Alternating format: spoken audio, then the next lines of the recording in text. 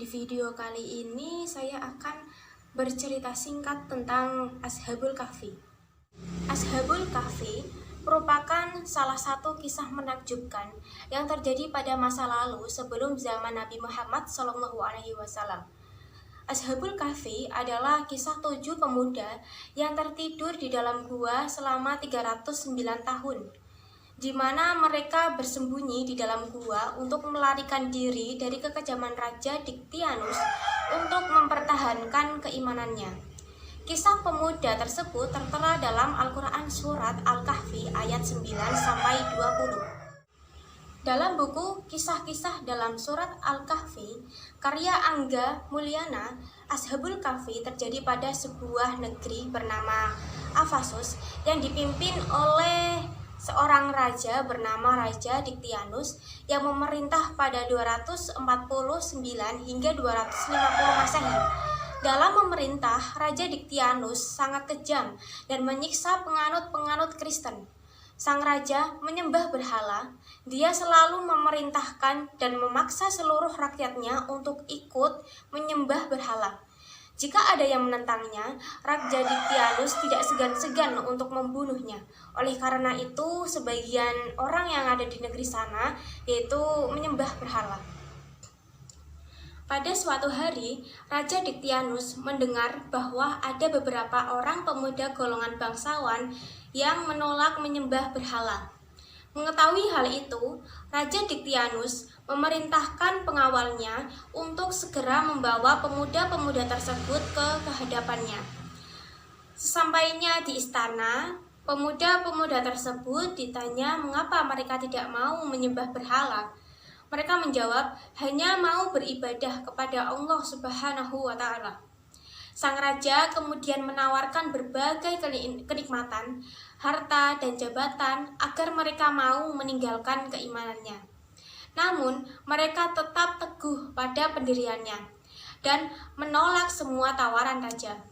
Raja pun murka dan memberikan kesempatan bagi pemuda tersebut untuk memikirkan tawarannya. Pemuda-pemuda tersebut memiliki keteguhan iman yang luar biasa dan tetap menolaknya. Mereka pun kemudian pergi dan meninggalkan kota. Mereka selanjutnya bersembunyi di sebuah gua di Gunung Tihayus yang tidak jauh dari tempat tinggalnya. Saat perjalanan menuju gua, mereka bertemu dengan seorang penggembala bersama anjingnya. Kemudian pemuda tersebut juga memiliki keimanan yang sama dan memutuskan untuk tinggal bersama. Di dalam gua, mereka bisa beribadah kepada Allah Subhanahu wa Ta'ala dengan bebas dan leluasa. Mereka berdoa dan memohon perlindungan kepada Allah Subhanahu wa Ta'ala agar terhindar dari kerajaan tentara Raja Dictyanus. Allah Subhanahu wa Ta'ala kemudian menutup pendengaran dan penglihatannya sehingga tertidur dalam waktu yang cukup lama, yakni 309 tahun. Diperkirakan tertidur lama, para pemuda tersebut terbangun karena mendengar suara seseorang dengan membangun kandang di sekitar gua. Mereka bangun dengan wajah berseri-seri.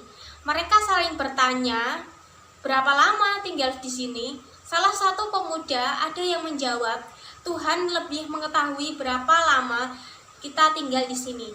Salah satu dari mereka kemudian keluar mencari makan dan memastikan bagaimana keadaan kota. Dilansir dari Ensiklopedia Britannica, Ashabul Kahfi merupakan kisah langgeng pada Kristen dan Islam selama abad pertengahan.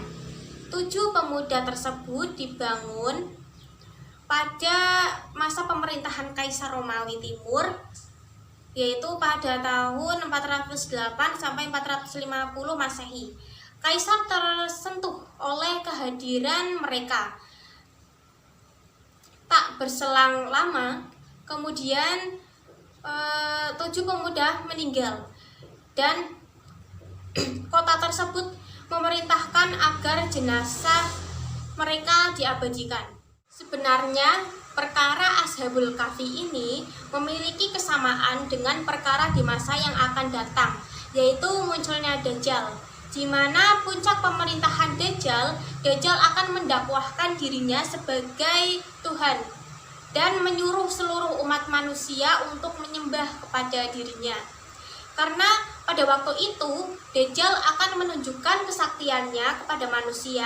Sebagai contoh, Dajjal bisa menghidupkan orang mati, padahal itu adalah tipu daya setan yang menjelma sebagai manusia mati itu.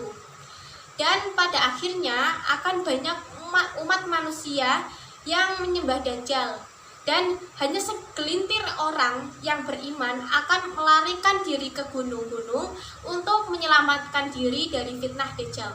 Itulah kisah Ashabul Kahfi dan kisah serupa di masa yang akan datang.